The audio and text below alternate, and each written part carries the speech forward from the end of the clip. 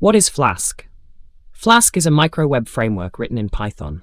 It's designed to make getting started quick and easy, with the ability to scale up to complex applications. Flask offers suggestions, but doesn't enforce any dependencies or project layout. This flexibility makes it well-suited for both simple and complex applications. In this simple Flask application, we import the Flask class and create an instance of it. App equals Flask name creates a Flask application. We then define a root /, which maps to the hello world function. When the root is accessed, hello world returns the string hello world. Finally, app.run debugs true runs the app with debug mode on, which is helpful during development as it provides detailed error messages and auto-reloads the server on code changes. Flask versus Django versus other Python web frameworks. When starting a web development project in Python, choosing the right framework is crucial. Flask and Django are two of the most popular frameworks, each serving different project needs. Flask is a micro-framework designed for simplicity and flexibility, allowing developers to add only the components they need for their project. Django, on the other hand, is a full-stack framework that follows the batteries included approach, providing an admin panel, a database interface, and form handling out of the box. Other Python frameworks, such as Pyramid and Tornado, offer different balances of control, performance, and built-in functionalities. In this Flask example, we demonstrate Flask's simplicity and how quickly you can get a web application running. We import Flask, create an app, then define a single route / that returns hello world. Running this app starts a local server, showcasing Flask's ease of use for small projects or microservices. For comparison, Django's equivalent would include more boilerplate code to accomplish similar outcomes, but would come with more built-in features, such as admin panels, user authentication, and ORM. Other frameworks like Pyramid fall somewhere in between, offering flexibility with more built-in capabilities than Flask, but less than Django. Tornado, another framework, is designed for real-time web services, showing that the choice among frameworks depends on project requirements and developer preferences. Setting up a Flask environment. To start developing Flask applications, the first step is setting up a proper Flask environment. This involves installing Flask and creating a simple Flask app to ensure everything is working correctly. We will use a virtual environment for this setup to keep our project dependencies isolated. The code begins by creating a virtual environment named Flask NV using Python's built-in venviv module. This environment is then activated, and Flask is installed using pip. After setting up the environment and dependencies, a small Flask application is created. Here, Flask is imported from the Flask package, and an instance of the Flask class is created. The atapp.route/decorator defines the route for the homepage. The function hello returns a simple string response, hello world, when this route is accessed. This setup enables a contained environment for Flask development, facilitating easy dependency management and project isolation. Basic Flask application structure. To get started with Flask, you first need to install Flask and set up a basic application structure. This involves creating a simple Hello World application to understand how Flask handles web requests.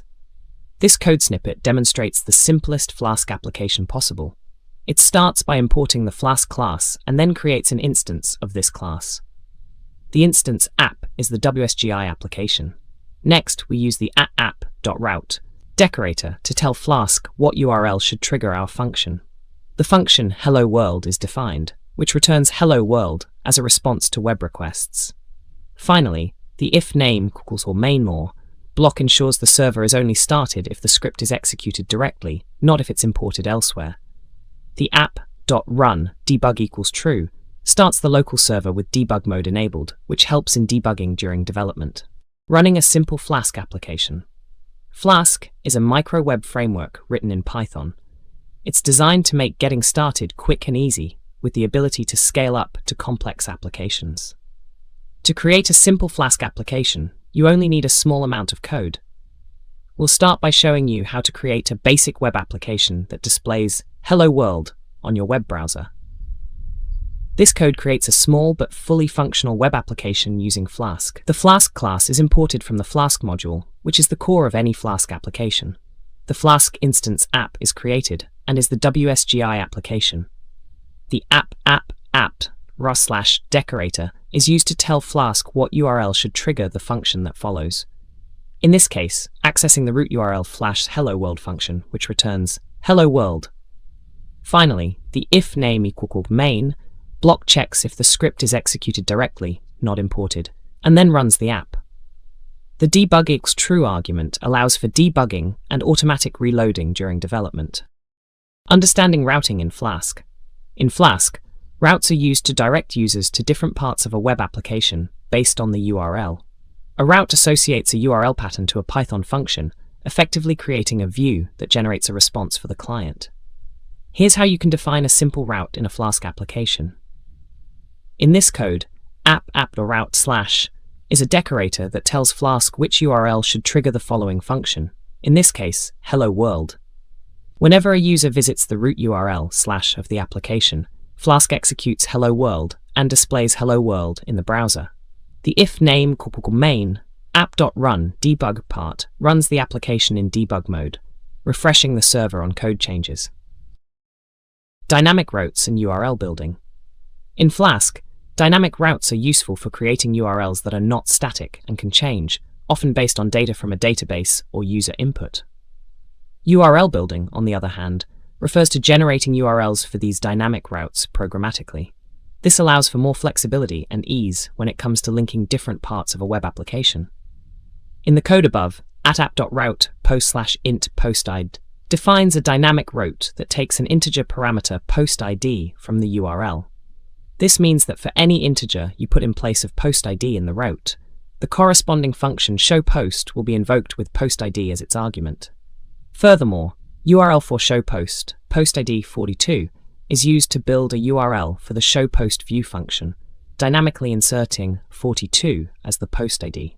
This is particularly useful for creating links in templates or redirects in view functions, ensuring the URL matches the expected route pattern. HTTP methods, GET and POST requests. In Flask, routing allows your application to handle different HTTP requests at different endpoints. Here, we'll focus on two primary HTTP methods, GET and POST. GET is used to request data from a specified resource, while POST is used to submit data to be processed to a specified resource. In this code snippet, we define a Flask application with a single endpoint/form that accepts both GET and POST requests. We use the methods argument in app.route decorator to specify which HTTP methods are allowed. Inside the form example function, we check the request method using request.method. Based on the method, we either process a POST request and return a message indicating the request was a POST, or we simply indicate that the request was a GET. This allows us to differentiate how we process incoming requests based on their HTTP method. Rendering templates with Jinja 2. To make web pages dynamic and interactive, Flask uses Jinja 2 for template rendering. This allows Python and HTML to work together seamlessly. Jinja 2 templates use placeholders for variables, which are filled with real values when the page is rendered. This technique is crucial for creating personalized user experiences on the web. In this code, Flask imports the render template function used to render a template. App is an instance of the Flask class. The @app.root decorator defines the root for a user's profile. ShowUserProfile is a view function that receives a name parameter from the URL. RenderTemplate takes the name of a template file, userprofile.html, and optionally any number of keyword arguments. Here, it's used to pass the name variable to the template. This makes name accessible within userprofile.html, allowing dynamic content rendering based on the user's name. Using URL-for and redirect. In Flask, URL-for and redirect are two powerful functions that make navigation and URL management easier and more dynamic. URL-for generates URLs to endpoints dynamically, making your application more maintainable. Redirect is used to redirect the user to a different endpoint, usually after carrying out some back-end operations. In the code, URL-for user, name its admin, generates the URL for the user view function, dynamically passing admin as the name argument. The admin view uses redirect to navigate the user to the user view, utilizing the URL generated by URL-for. This demonstrates how redirect can be used with URL-for to navigate between different routes in a Flask application dynamically. Handling query strings and data from forms. Query strings in URLs allow for passing data to the server by appending key-value pairs after a me in the URL. Flask provides an easy way to handle these values using the request object. In this example, the search route captures a query string with a keyword parameter. The request.args is a multi-dict object, where get method is used to retrieve the value of keyword. If keyword is not provided in the query string, it defaults to an empty string. The server responds by indicating what keyword it is searching for. Introduction to Jinja 2 templating. In Flask, Jinja 2 is the default templating engine, allowing the creation of dynamic HTML pages using Python-like syntax. It simplifies web page generation by enabling conditional statements, loops, and variable substitution. This code snippet sets up a basic Flask application. After importing Flask and render template, an app instance is created. The hello route is defined to respond to the root URL. Within this function, we define a variable name with the value user. Then render template is used to render an HTML page, hello.html, passing the name variable to the template. Jinja 2 allows hello.html to dynamically use the value of name, enabling personalized content rendering. Template inheritance. Template inheritance allows you to build a base skeleton template that contains all the common elements of your site and defines blocks that child templates can override. This reduces code duplication and contributes to easier maintenance. In this example, base.html is the base template that defines two blocks, title and content. Child templates, like home.html, can extend this base template and provide their own content for these blocks. When home.html is rendered, it replaces the blocks in base.html with its own content, resulting in a complete HTML page that includes the custom title and content, but also reuses the overall structure defined in the base template. This mechanism ensures that all pages can share the same layout with minimal code repetition. Working with static files, CSS, JavaScript, images. In Flask, static files such as CSS, JavaScript, and images are stored in a directory named static at the root of your application. These files are essential for styling, adding functionality, and displaying images on your web pages. To reference these static files in your templates, Flask provides the URL_for function. In this code snippet, URL_for is a function that generates the URL for the static files. The file name argument specifies the path under the static directory. Here, cssstyle.css refers to a CSS file located in /static css/directory. When rendered, this will generate the URL path to style.css, allowing it to be included in an HTML template. Integrating this function in your HTML templates ensures that the correct path to static files is generated, regardless of where your application is deployed. Using Flask's URL_for to link to static files. In Flask, the URL_for function generates the URL to a specific function or resource. It's particularly useful for linking to static files, such as CSS, JavaScript, or images, which reside in the static folder of a Flask application. This ensures your references to static files remain correct, even if the static file's locations change. This code snippet demonstrates how to use URL_for within a template to link to a CSS file in the static directory. The URL_for function takes at least one argument, the endpoint name. Here it's static, indicating we're referring to the static file's location. The keyword argument, file name, specifies the file path within the static folder. CSS/style.css indicates that style.css is located inside a CSS subdirectory inside the static folder. When rendered, URL_for dynamically generates the correct URL path to this file, ensuring that the link remains valid, even if the application structure changes. Template filters and custom filters. In Flask, template filters allow us to modify variables in templates. They can be applied to variables by using the pipe symbol. Flask comes with built-in filters, such as length or upper, but you can also create custom filters to perform specific tasks. Let's look at how to utilize a built-in filter and define a custom filter. This code demonstrates two usages. Firstly, it shows to apply a built-in filter, upper, in a template to convert the string hello to uppercase. Secondly, it illustrates creating a custom filter named capitalize, which capitalizes the first letter of a string. The custom filter is defined in the Flask application file using the @app template filter decorator, and then it's applied in the template to the string Flask, resulting in Flask. Custom filters can be very powerful for formatting and displaying data in your templates. Introduction to Flask WTF. Flask WTF extends Flask with the forms to provide an easy and secure way to handle web forms. It simplifies form creation, validation, and rendering, and protects against common attacks. In this code, we import Flask form from Flask WTF and field types from WTF forms. A login form class is defined, inheriting from Flask form. It includes two fields, username and password, both marked as required via the input required validator. This example demonstrates how simple it is to create a form that automatically supports data posting and validation with Flask WTF. Creating forms with Flask WTF. Flask WTF is an extension for Flask that simplifies form creation and handling. It integrates with WTF Forms library, providing CSRF protection and more. To start, we'll need to define a form class, specifying the form fields and their properties. In this example, we import Flask form from Flask WTF and field types from WTF forms. A login form class is defined, inheriting from Flask form. It contains a username field, a password field, both with data required validators, ensuring they can't be submitted empty, and a submit button.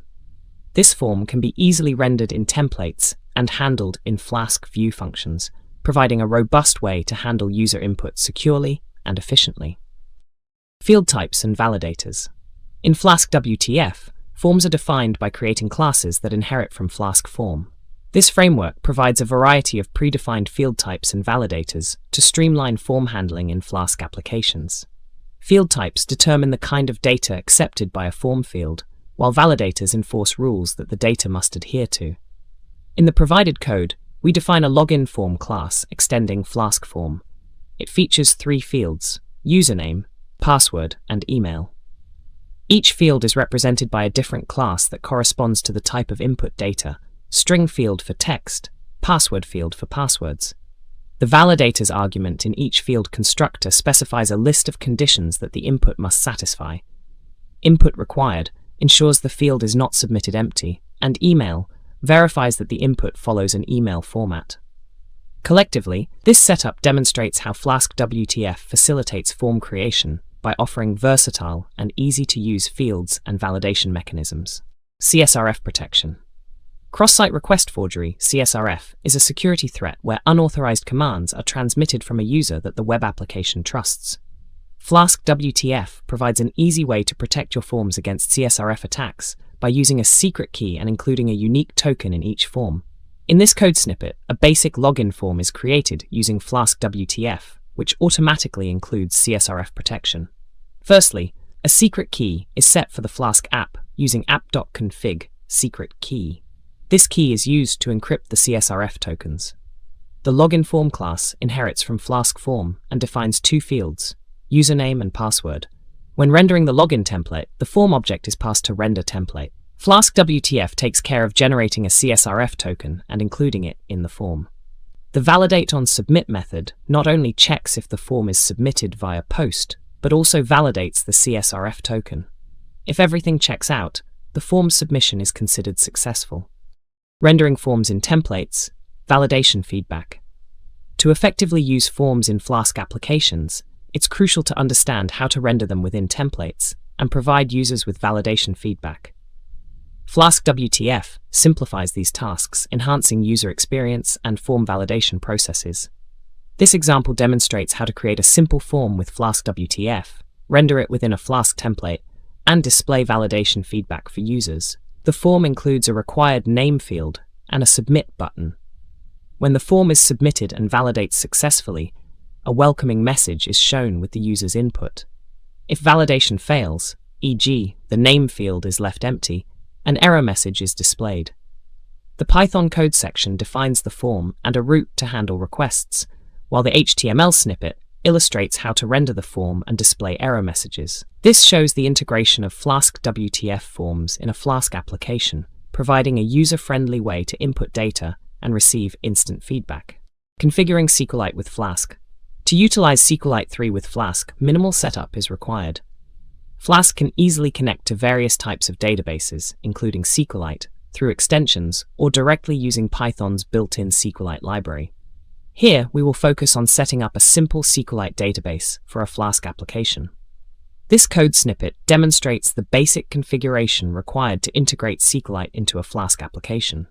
First, the Flask application is initialized. Then, the SQL Alchemy extension is imported and instantiated with the Flask app as its argument. The SQL Alchemy database URI configuration key is set to SQLite site.db, specifying a relative path to the SQLite database file named site.db. This setup enables the application to interact with the SQLite database using the SQL Alchemy ORM, providing a straightforward way to work with the database in an object-oriented manner. Introduction to Flask SQL Alchemy. Flask SQL Alchemy is an extension for Flask that adds support for SQL Alchemy to your application. It aims to simplify using SQL Alchemy with Flask by providing useful defaults and extra helpers that make it easier to accomplish common tasks. In the provided code, we first import Flask to create our Flask app, and SQL Alchemy from Flask SQL Alchemy to use with our app. We initialize our Flask app using Flask name. Next, we configure our app to use a SQLite database by setting the SQL Alchemy database URI config to a SQLite/example.db, telling SQL Alchemy where our database is located. Finally, we create an instance of SQL Alchemy, passing our app to it, which links our Flask app with SQL Alchemy, enabling us to use ORM features to interact with our database. Defining models and creating tables. In Flask, models are used to define the structure of your database tables. These models are classes in Python that extend from db.model, provided by Flask SQL Alchemy. Defining a model involves declaring the table's columns and their data types. In this code snippet, a user model is defined to represent a table in the SQLite database. The model is created by subclassing db.model. The attributes ID, username, and email are defined as columns in the table with specific data types and constraints, e.g. primary key for the ID to uniquely identify records, unique equals true to avoid duplicating username and email, and nullable or false to ensure these fields are not empty. The app.config line specifies the database URI configuration to connect with the SQLite database named site.db. CRUD operations: create, read, update, and delete. In a Flask application, managing database operations is crucial for dynamic data handling. CRUD operations stand for create, read, update, and delete. These operations form the basis of any data-driven application, allowing interaction with the database to manage the data. Here, we'll use Flask SQL Alchemy for a simple example illustrating these operations on a user model. This code snippet demonstrates the basic CRUD operations in Flask using Flask SQL Alchemy.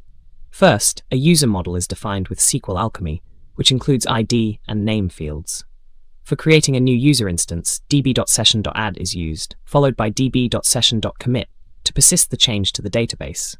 To read, the user.query.getOne method fetches a user by its ID. For updating, the user's name attribute is modified directly, then db.session.commit is called to save the update. Finally, to delete a user, user.query.filterby named janedoe.delete removes the specified user, followed by session.commit to apply the change. Migrations with Flask Migrate. Migrations are essential for evolving your database schema without losing data. Flask Migrate integrates with Flask SQL Alchemy and Alembic to provide this functionality. It tracks changes to your models and applies them to your database through migration scripts. This code snippet showcases the basic setup for Flask Migrate. First, Flask SQL Alchemy and Flask Migrate are imported. An instance of the Flask application and an SQL Alchemy database are created. Flask Migrate is then initialized with these instances. An example model is defined with an ID and name field to demonstrate a simple database model. This setup is crucial for tracking and applying model changes through migrations. Introduction to Flask Login. Flask Login is an extension for Flask that manages user login sessions, making it easier to implement user authentication. It provides user session management, handling the common tasks of logging in, logging out, and remembering users' sessions over extended periods. In this snippet, we initialize a Flask app and then create an instance of the Login Manager class. The Login Manager object is associated with the Flask app using the init app method. This setup is crucial for managing user authentications and sessions in a Flask application. The Login Manager object offers several functionalities, including loading the user, redirecting to the login page when trying to access protected pages, and storing the user's session. Managing user sessions. In Flask, user sessions allow for the storage and retrieval of user-specific data during their interaction with the web application. This is crucial for keeping users signed in as they navigate across different parts of your application. Flask's session object, which is built atop cookies, makes this process seamless and secure. This code snippet demonstrates how to manage user sessions in Flask. The app.secret key is set to ensure the security of the session cookies. During the login process, the user's information, e.g., username, is stored in the session using session user called username. This keeps the user logged in as they navigate the app. To log out, session.pop user none is used to remove the user's information from the session, effectively logging them out. It's essential to handle sessions securely to protect user data and ensure proper authentication flow. User registration and login forms. Handling user registration and login is a fundamental part of adding authentication to your Flask application. Flask WE Forms is commonly used to handle forms due to its integration with Flask. Below is a sample code showcasing how to create user registration and login forms using Flask.forms. The provided code defines two classes, registration form and login form, both subclasses of Flask form. For registration form, two fields are defined, email and password. The email field uses a validator to ensure the input is an email and is required. The password field also requires input and sets a minimum length of 6 characters. The login form is similar, but does not enforce a minimum password length. Both forms have a submit button, indicated by the submit field. Using these forms in your Flask routes allows for handling user registration and login with input validation and submission functionality, handling password hashing and verification. In Flask applications, handling password hashing and verification is crucial for securing user credentials. Storing passwords in a database as plain text is insecure, because if the database is compromised, all user passwords will be exposed. Therefore, we hash passwords before storing them. When a user logs in, we hash the provided password and compare it with the stored hash. We'll use the workzug.security module, which provides generate password hash for hashing and check password hash for verification. The code snippet shows how to hash a password using generate password hash and then verify it with check password hash. First, a password is hashed using generate password hash your password, and the resulting hash is stored in hashed PW. To verify a password, check password hash is called with the stored hash and the password provided by the user attempting to log in.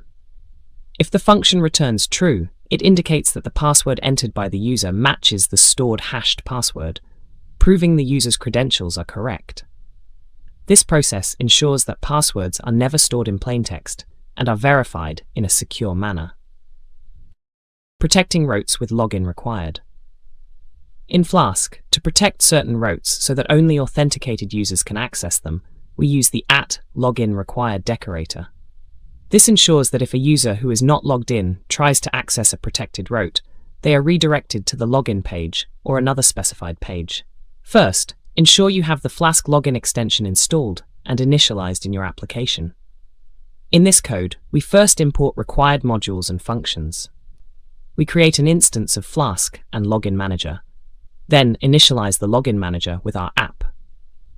The route/protected is defined with a @LoginRequired decorator above the function protected. This decorator prevents access to the route for users who aren't authenticated. If an unauthenticated user attempts to access this route, they are redirected to the login view as defined in the Login Manager's configuration, which is not shown in this code snippet, but should be set up using loginmanager.loginView equals login. Introduction to RESTful APIs with Flask. RESTful APIs are the backbone of modern web services, enabling systems to communicate over HTTP. With Flask, a lightweight WSGI web application framework in Python, you can easily build and expose RESTful APIs. Flask's simplicity and scalability make it a perfect fit for building efficient stateless APIs. In this introduction, we'll create a simple Flask application that defines a RESTful API endpoint. This code snippet initiates a Flask application named app. We define a route/API/data that accepts HTTP GET requests. When a GET request is made to this endpoint, the getData function is invoked, returning a JSON response containing data, hello world. This demonstrates how to create a simple RESTful API endpoint with Flask. The application is run in debug mode, which aids in development by providing detailed error messages and reloading the server on code changes. Using Flask RESTful for building REST APIs. Flask RESTful is an extension for Flask that adds support for quickly building REST APIs. It is a lightweight abstraction that works with your existing ORM libraries. Flask RESTful encourages best practices with minimal setup. Here's a simple example of creating a basic API for managing books in a library. This code snippet sets up a basic Flask application with Flask RESTful. First, Flask and Flask RESTful are imported, and an instance of the Flask application and the API object from Flask RESTful are created. A book resource is defined with a get method, which returns a dictionary representing a book. This resource is then added to the API, specifying that it will be accessible via the /book endpoint. Finally, the Flask application is run with debug equals true to enable auto-reload and better error reporting. This setup is concise and straightforward, making API creation in Flask simple and efficient. Serializing objects with Marshmallow. In Flask, Marshmallow is a popular library used to serialize and deserialize data. Serialization is the process of converting complex data types, e.g. objects, into a simpler standardized format, commonly JSON, which can be easily shared or stored. This is particularly useful in API development, where you need to send and receive data in a format that's both readable and easily consumable by different technologies. Let's dive into how to define a schema and use it for serialization. In the provided code, we first import schema and fields from the Marshmallow library. We then define a class userSchema, which inherits from schema to represent the structure of the user data we want to serialize. This class defines the ID, username, and email fields, specifying their data types. Afterwards, we create a sample user object. To serialize this object, we instantiate userSchema and use the dump method, passing in the user object. The dump method then serializes the user object into a dictionary containing the fields defined in userSchema, making it easier to convert to JSON or other formats later on. Handling CORS with Flask CORS. Cross-origin resource sharing CORS is a security feature that restricts web applications from making requests to a domain different from the domain from which the first resource was served. However, while building APIs, you might need to allow such requests.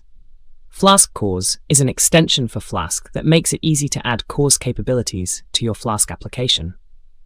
In this code snippet, we import Flask and Flask CORS. After creating the Flask app instance, we apply the CORS function to it, which makes all endpoints in this Flask application able to handle CORS requests. The Hello World function defines a simple route that returns a message. With CORS enabled by CORS app, requests from other domains can access this route without running into the browser's same origin policy restrictions. API versioning strategies. When developing APIs, versioning becomes crucial to manage changes without disrupting existing users. There are various strategies for API versioning, including URI versioning, parameter versioning, and header versioning. This discussion will focus on URI versioning, a popular approach where the API version is included in the URI path. The example demonstrates URI versioning in Flask. Two versions of the same API are served under different URIs: API v1 resource and /AP v2 resource. This allows clients to choose the specific API version they wish to interact with. The Flask app.route decorator is used to bind a function to a URL, and the JSONify function converts the dictionary response into a JSON response. This strategy is straightforward to implement and understand, making it suitable for many applications. Introduction to blueprints. In Flask, blueprints are used for organizing your application into distinct components, each with its own views and forms. This is especially useful in larger applications to avoid cluttering the main application file and to improve maintainability. Let's create a simple blueprint for user operations. In this example, We first import the blueprint class from Flask. We then create an instance of blueprint, giving it a name, users, and the current module, name. The @usersBlueprint.route decorator is used similarly to app.route, but is now specific to this blueprint. This particular route will display a user's ID. To make this blueprint effective, it must be registered with the Flask application object in the main application file. Structuring large applications with blueprints. When developing large applications in Flask, it's essential to organize your project into smaller, modular components for better maintainability and scalability. Flask blueprints enable you to do just that by allowing you to compartmentalize your application's functionalities into distinct sections. In this code snippet, we first import Flask and blueprint from Flask. We then create a Flask application instance named app. A blueprint named Simple Page is then created, specifying its name, the importing module, and an optional template folder. We define a route within the blueprint that, when accessed, returns Hello Blueprints. Finally, this blueprint is registered with the Flask application app using Register Blueprint. This approach modularizes the application, making it easier to maintain and expand. Blueprint templates, static files, and error handling. Blueprints in Flask allow for the modularization of applications by defining views, templates, and static files in a decentralized manner. This promotes reuse and cleaner organization, especially in larger projects. We'll explore how to use templates and static files within a blueprint and how to handle errors locally within a blueprint. This code demonstrates the setup of a Flask blueprint named Simple Page. It specifies custom template and static file directories relative to the blueprint. The @simplepage.route decorator defines a view that renders a hello.html template. Additionally, the @simplepage.errorhandler404 decorator allows for localized error handling within the blueprint. It's set to handle 404 not found errors by rendering a 404.html template, giving a more consistent and customizable user experience across different parts of your application. Application factories and blueprint factories. In Flask, an application factory is a function that creates and configures an application instance. A blueprint factory is a pattern used for creating blueprints in a modular way. This approach is beneficial for structuring large Flask applications to enhance scalability and maintainability.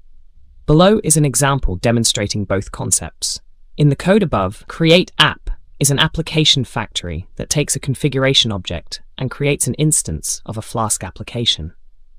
It imports and registers a blueprint created by a blueprint factory, SomeBlueprintFactory. The blueprint factory SomeBlueprintFactory wraps the creation of a blueprint object, defining its endpoints and returning it. This blueprint is then registered to the app within the application factory, demonstrating how Flask's factory pattern can modularize and set up an application. Setting up unit tests with Flask testing. Flask testing is an extension for Flask that provides a set of tools to easily test Flask applications. It extends the standard unit test framework with Flask-specific features. Here, we will set up a basic test case to demonstrate how to use Flask testing to write unit tests for a simple Flask application. In this code example, myTest class is a test case that inherits from test case provided by Flask testing. CreateApp is a method overridden from the test case class that should return a Flask application instance configured for testing. This setup method is essential for initializing the app context and configuring the app for testing. TestExample is the actual test method. It uses self.client, which is a test client provided by Flask testing, for making requests to the application. Self.assertEqual asserts that the response status code is what we expect it to be, which verifies our application's behavior for that rote. Testing Flask applications with PyTest. Testing is crucial for ensuring that your Flask application behaves as expected, especially after making changes. PyTest is a popular testing framework that makes it easy to write simple and scalable test cases for Flask applications. This topic will guide you through setting up a basic test case for a Flask application using PyTest. This code snippet demonstrates the setup for testing a Flask application with PyTest. First, we import PyTest and the Flask application instance. We then use pytest.fixture to create a test context for our Flask application. The app fixture initializes the Flask instance using a function from our app, such as createApp. The client fixture, which depends on the app fixture, uses app.testClient to create a test client. This client can be used in tests to make requests to the application and verify the responses. Mocking objects and database interactions. In Flask, when testing your application, you often need to isolate your tests from external dependencies, like databases or API calls. This isolation is achieved through mocking. Mocking replaces these dependencies with objects that simulate their behavior, allowing you to test your application's logic in a controlled environment. This tutorial will demonstrate how to mock database interactions using the unittest.mock library, specifically focusing on a Flask application that uses SQL Alchemy. The code demonstrates how to mock a database query in a Flask application route. Initially, we import the patch function from the unittest.mock library. The route's getUser user ID is supposed to query the database for a user by their user ID and return the user's serialized data. In the test, we use patch to mock the user.query.get method. We set up the mock to return a predefined user object when it is called. This allows the test to run without accessing the actual database. The client.get//getUser/1 simulates a GET request to the route, and the assertion checks if the mock data is correctly returned. This method ensures your tests are fast and do not require a real database, improving isolation and reliability of your tests. Testing REST APIs. Testing REST APIs in Flask involves simulating requests to your routes and asserting the outcomes. This process ensures that your API behaves as expected under various conditions. Using Flask's test client, we can send requests to the application and examine the responses without running a server. Below is a basic example of how to test a simple GET endpoint. In the provided code, we start by defining a Flask application with a single route/API resource that returns a message success with a 200 OK status code. To test this API endpoint, we first create an instance of the Flask application and then use Flask's test client to simulate a GET request to /API resource. The response from the server is stored in the variable response. We then assert that the status code returned is 200, indicating the request was successful, and confirm that the JSON data returned is exactly message success as expected. This process verifies that the endpoint behaves correctly. Deploying Flask applications to Heroku. Deploying a Flask application to Heroku requires a few files for Heroku to understand the environment and how to run your app. The main files are a proc file, requirements.txt, and possibly a runtime.txt. Heroku uses these to set up and run your application. The proc file tells Heroku how to run your application. It uses Gunicorn, a Python HTTP server, followed by app, which means Heroku should look for an app variable inside the app.py file. Requirements.txt lists all Python packages needed to run the app, ensuring Heroku installs them. Runtime.txt specifies the Python version. Heroku will use this version to run your application. Using Docker with Flask. Docker is a popular tool for containerization, allowing you to package your Flask application with all of its dependencies into a single container. This ensures your app runs the same in every environment. This guide will demonstrate how to Dockerize a simple Flask application. This Docker file starts with a Python 3.8 base image. It sets the working directory to /app inside the container. The copy command copies the application code into the container. Run installs the dependencies defined in requirements.txt. Expose makes the port 5000 available outside the container, which Flask uses by default. Finally, command specifies the command to run the Flask application. This setup encapsulates your Flask app and its environment, making it easily deployable across different systems or cloud platforms without worrying about inconsistencies between development and production environments. Deploying Flask on AWS Elastic Beanstalk. AWS Elastic Beanstalk simplifies the process of deploying and managing applications in the cloud. Deploying a Flask application to AWS Elastic Beanstalk involves packaging your application, creating an Elastic Beanstalk environment, and then deploying your application code. We'll go through creating a simple Flask application, preparing it for Elastic Beanstalk, and deploying it. This piece of code creates a basic Flask application. The @app route decorator tells Flask that the function hello should be triggered for the root URL. This function simply returns hello world, demonstrating a basic response from the Flask server. Before deploying, ensure your application is packaged properly with a requirements.txt file detailing all necessary packages and a EB extensions folder for any AWS-specific configurations. Deploying involves zipping the application, uploading it via the Elastic Beanstalk console or CLI, and finally, AWS Elastic Beanstalk handles the deployment, provisioning a server, setting up an environment, and running your Flask application. Configuring Nginx and Gunicorn for production. In a production environment, deploying a Flask web application typically involves a setup with a web server like Nginx and an application server like Gunicorn. Nginx acts as a reverse proxy, handling client requests and serving static files, while Gunicorn serves the Flask application. This setup improves performance, reliability, and security. The Nginx configuration redirects requests from port 80 to the Gunicorn server running on port 8000. Proxy pass routes requests to Gunicorn, while proxy set header ensures the original host and IP are forwarded for Flask to use. The /static location directly serves static files from the specified directory, reducing the load on Gunicorn.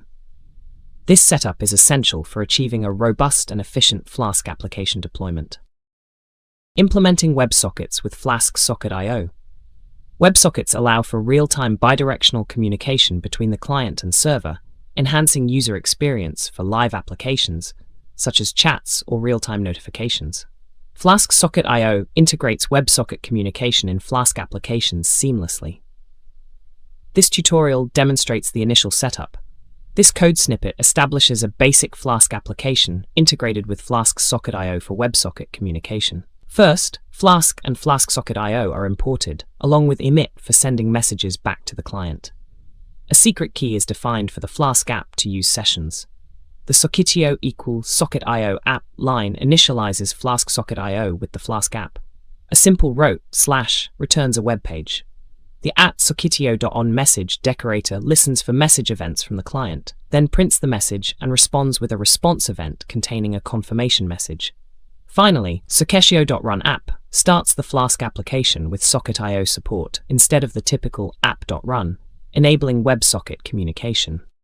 Asynchronous tasks with Celery and Redis.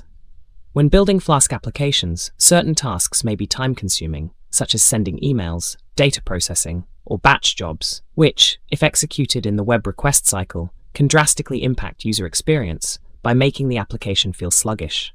To handle such tasks more efficiently, we can offload them to be processed asynchronously using Celery with Redis as the message broker. In the provided code, we first import Celery from the Celery library. Then, we initialize a Celery instance named app, specifying tasks as the application name, and using Redis running locally on port 6379 as the message broker, Redis, localhost 6379. Next, we define a task send email using the app.task decorator. The task accepts an email address as its parameter. The function body, where logic to send email is commented, is where the actual email sending logic would reside. This structure allows the task to be called elsewhere in the code, and the task execution, sending the email, will be offloaded and handled asynchronously by Celery. Flask application optimization and debugging tips. Optimizing and debugging Flask applications is essential for ensuring they run efficiently and without errors. Two key areas to focus on are query optimization and effective logging. We'll explore how to optimize database queries to reduce load times and how to implement logging for tracking errors and system behavior. In the provided code, SQL Alchemy is used for interacting with the database, which allows for optimization techniques such as indexing and selectively loading columns to boost performance. The route/users fetches all users, which can be optimized by paginating results or fetching only necessary columns. Logging is set up with logging.basic-config level its logging.debug to capture detailed logs, helping in identifying slow routes or queries and other issues in the application. Utilizing logging and query optimization effectively can significantly improve application performance and ease debugging. Securing Flask applications. Securing a Flask application is vital to protect tech-sensitive data and ensure only authorized users can access certain functionalities. This includes implementing secure user authentication, protecting against CSRF attacks, ensuring secure data transmission, and safeguarding against SQL injection. In this code snippet, we start by importing necessary modules and creating a Flask app. The secret key in the app's configuration is crucial for securely signing the session and other data. CSRF Protect from Flask WTF is used to protect against cross-site request forgery, CRF attacks, by ensuring each post request contains a valid CSRF token. The /login route exemplifies a typical login mechanism where secure practices, such as verifying user credentials and managing user sessions, should be implemented. Running the Flask app with debugged true is helpful during development, but it should be set to false in production to enhance security. Internationalization and localization. Internationalization and localization are processes that adapt your web application to different languages and regions without engineering changes. Flask uses the Flask Babel extension to integrate these capabilities seamlessly. In this example, Flask Babel is set up for a basic Flask application. Initially, Babel default locale is set to English, EN, specifying the default language. The Babel instance is then initialized with the app. The route function defined returns a simple greeting. This setup forms the basis for internationalizing the application by allowing for easy integration of different languages and localization functionalities.